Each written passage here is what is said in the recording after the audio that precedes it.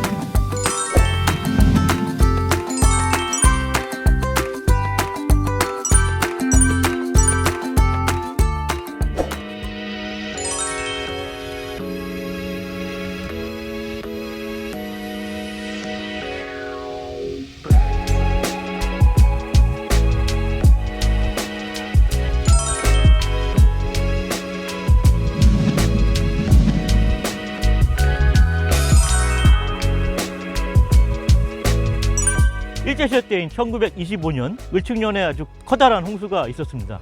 그래서 그거를 바탕으로 해서 암사동 유적도 그 일부가 발견이 되었고 1971년부터 본격적인 대규모 발굴 조사가 이루어지면서 이곳이 신석기 시대 대규모 마을 유적임이 밝혀지게 되었습니다.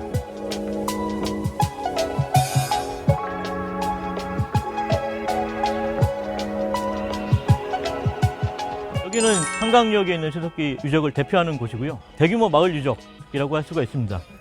구석기 시대 때는 채집, 이동 생활을 했기 때문에 먹을 것을 찾아서 이리저리 이동을 했습니다. 신석기 시대가 되면서 날씨가 따뜻해졌고 먹을거리가 상대적으로 구하기 쉽게 되면서 강가에 머물러 살기 시작했습니다. 그래서 집 짓기를 고민하기 시작하게 되었는데요. 강도 가까우면서 햇빛도 잘 들고 또 추위를 막아줄 수 있는 공간이 필요하게 되었습니다. 그렇게 탄생한 것이 서울 암사동 유적에서 발견된 움집입니다. 신석기 시대 사람들이 어떻게 집을 짓고 살았는지 그 실마리를 이곳 암사동 유적을 통해서 알 수 있습니다.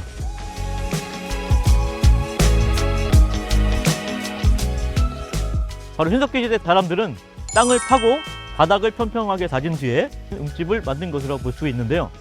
땅을 파면 공간도 넓어지고 또 바깥 공기보다 온도 변화가 적어서 여름에는 시원하고 겨울에는 따뜻하게 유지를 할 수가 있었습니다.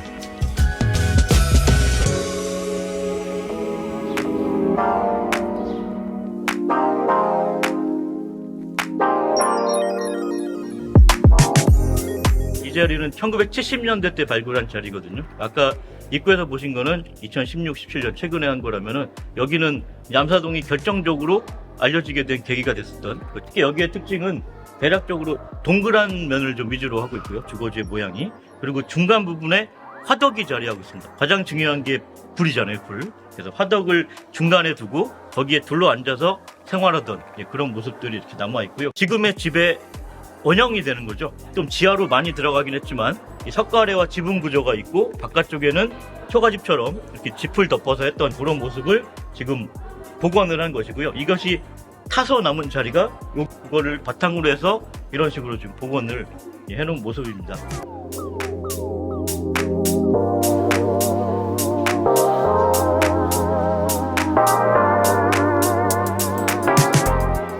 석기는 크게 용도에 따라 식량 획득용 도구, 벌채, 목공용 도구, 식량 처리용 도구 등으로 나누어집니다.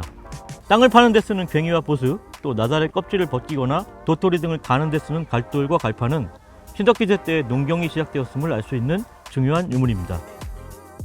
화살촉과 그물추 등을 보면 사냥과 고기잡이를 했다는 것도 알 수 있습니다. 신석기 시대가 되면 정착 생활을 하기 때문에 먹을거리가 또 늘어나고 점차 농사를 짓게 되면서 그렇게 남는 잉여 식량들을 보관할 그릇이 필요해졌습니다. 그런 필요에 따라서 토기를 발명하게 되는데요.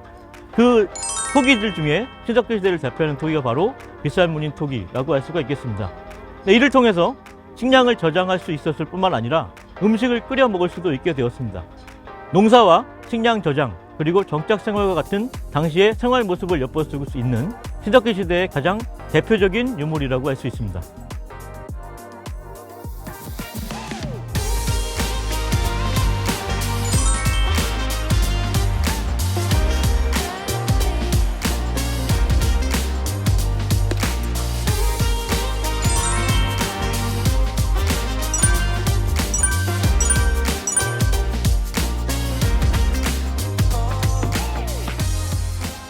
이곳은 백제 초기에 왕궁이 있었던 곳으로 추정되는 풍납동 토성입니다. 백제는 수도를 2번 옮겼습니다. 그래서 수도의 위치에 따라서 한성시대, 웅진시대, 사비시대로 나뉩니다. 현재 공주인 웅진성을 수도로 삼았던 시기를 웅진시대, 또 부여인 사비성을 수도로 했던 시기를 사비시대라고 합니다.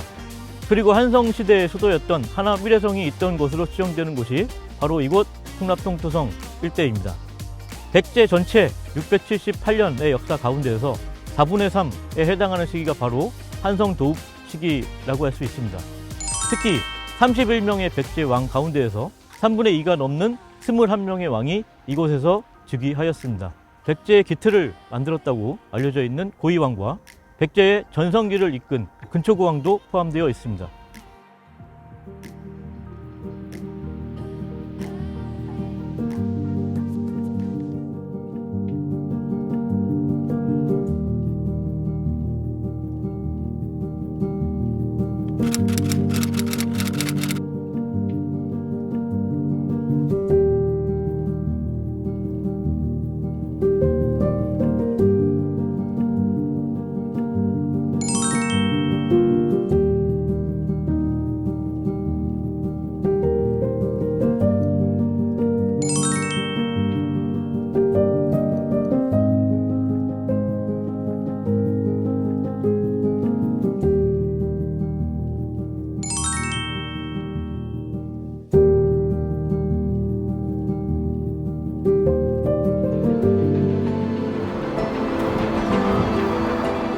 풍납동 토성은 현재 전하는 우리나라 토성 중 규모가 가장 큽니다.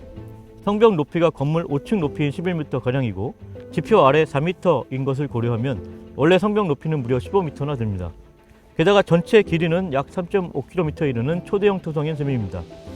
이러한 거대한 성곽의 존재는 강력한 왕권을 전제로 한 거대한 토목공사가 이루어졌음을 보여주며 당시 백제의 국력을 말해주는 증거가 됩니다.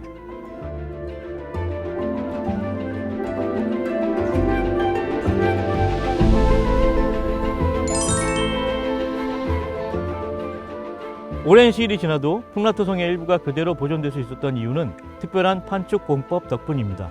판자와 판자 사이에 흙을 넣고 공이로 다져서 시루떡처럼 쌓는 공법을 말합니다.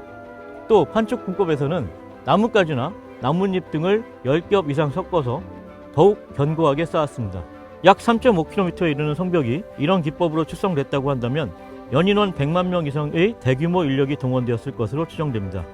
당시의 인구 규모, 사회 조직, 권력 구조 등을 종합해 봤을 때 이와 같은 거대한 토성이 축조된 사실은 백제의 발전상을 설명해 줄 수 있는 중요한 단서가 됩니다.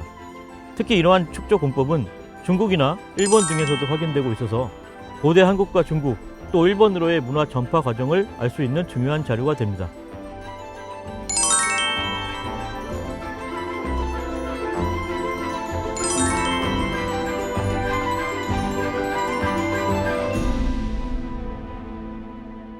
성 내부에 있는 경당지구에서는 초대형 건물지와 기와 또 건물 주춧돌 등이 발견이 되어서 관청이나 궁궐에서 사용되었을 것으로 시용되었을 유물들이 많이 발굴되었습니다.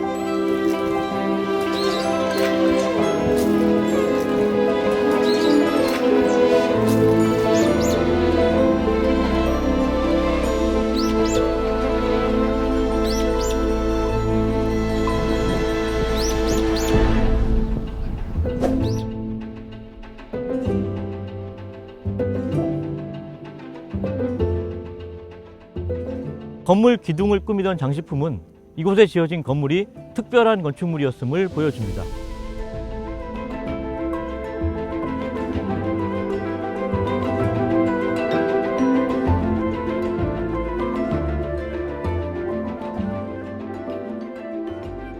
구호 구덩이 유구에서 출토된 직구 단경호 2점에는 대부와 정이란 글자가 뾰족한 도구로 새겨져 있습니다. 이로 인해서 백제 초기의 국가 조직을 짐작해 볼 수가 있습니다. 또 제사용 그릇, 시루, 큰 항아리 등 수만 점의 유물이 발굴이 되었습니다. 제사에 쓰였을 것으로 추정되는 말뼈도 구덩이에 많이 묻혀 있었습니다.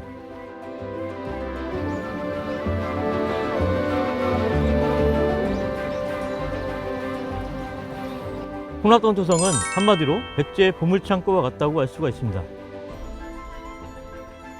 기록에만 존재했던 한성백제의 모습을 우리의 눈으로 직접 확인할 수 있다는 점에서 큰 의미를 갖고 있는 곳입니다.